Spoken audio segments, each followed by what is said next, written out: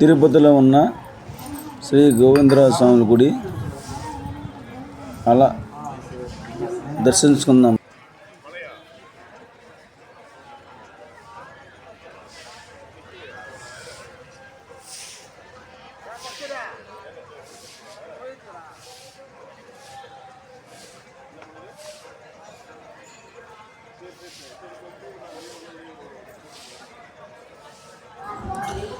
స్వామివారి గుడి గోపురం చూశారు కదా, ఎంత అందంగా ఉన్నదో.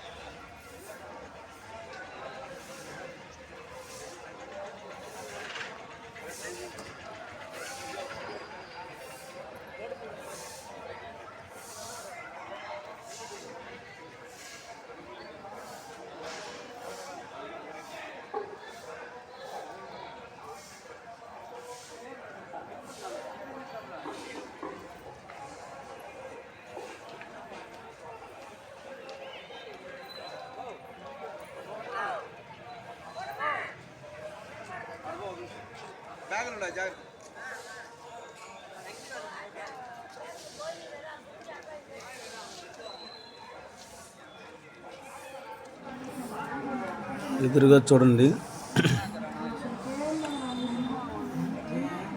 గోవిందరాజ స్వామివారి రాజగోపురం. కొంచెం అడ్డంగా ఉన్నాయి. అలాగే స్వామివారి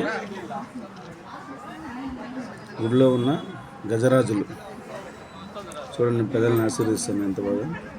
ప్రతి ఒక్కరు ఆశీర్వాదం తీసుకుంటున్నారు. ఓం గజరాజాయ నమః, ఓం గోవిందరాజాయ నమః.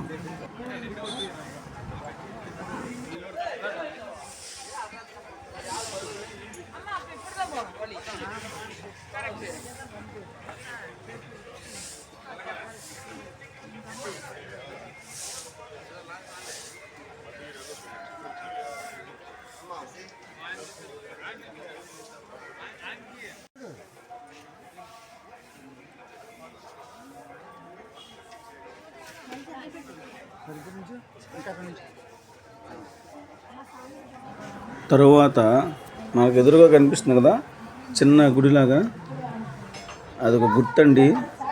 అక్కడ ఒక పెద్ద మహావృక్షం ఉండేది ఒకప్పట్లో, మర్రి చెట్టు.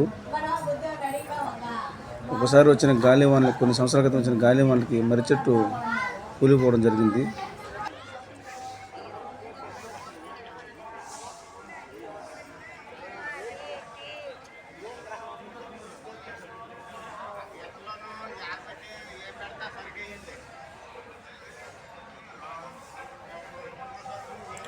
ఇక్కడ గుడి ఆవరణలో ఇంకొకటి చూద్దాము.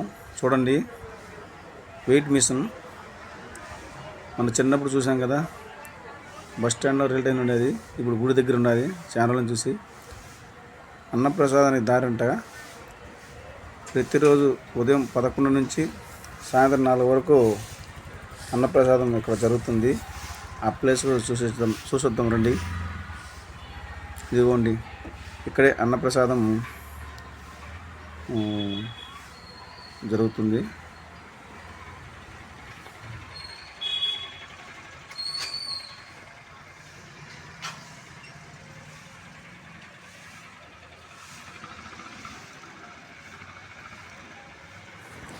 ఒకప్పుడులో ఇక్కడ గోవిందరాజ స్వామివారి మ్యూజియం ఉండేది. ఈ అన్నప్రసాదం జరిగిన దాంట్లో, ఈ బిల్డింగ్లోనే ఇప్పుడు అన్నప్రసాదం కార్యక్రమం జరుగుతుంది. దీంట్లో నేనైతే ఒకసారి వెళ్ళడం జరిగింది. ఇప్పుడు అన్నప్రసాదం కేంద్రంగా మార్చారు, బాగుంది. కొత్తగా అన్నీ కట్టారు. దేవుళ్ళ బొమ్మలు అంతా బాగున్నాయి.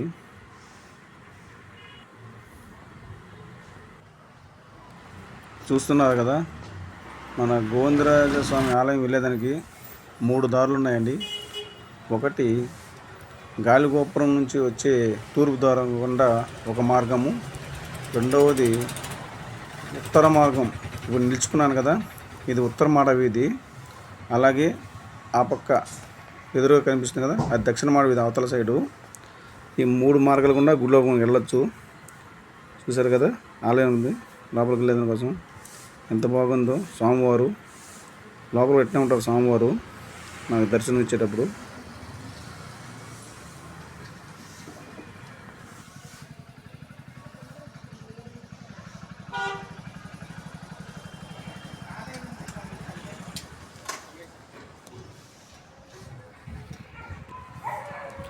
అలాగే శ్రీ గోవిందరాజ స్వామి ఆలయ ప్రాకారం ఆనుకొని ఒక శ్రీ మన అభయాంజనేయ స్వామి దేవాలయం అయితే ఉన్నది.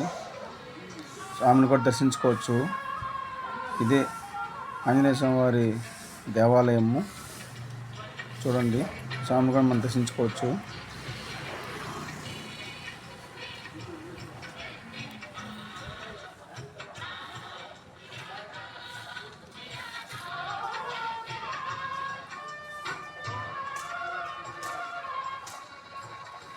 చూసారు కదా, ప్రజెంట్ అయితే మనం ఉత్తర మాడ వీధిలో ఉన్నాము.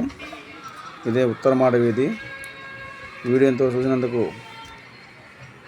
చాలా థ్యాంక్స్. అలాగే లైక్ చేయండి.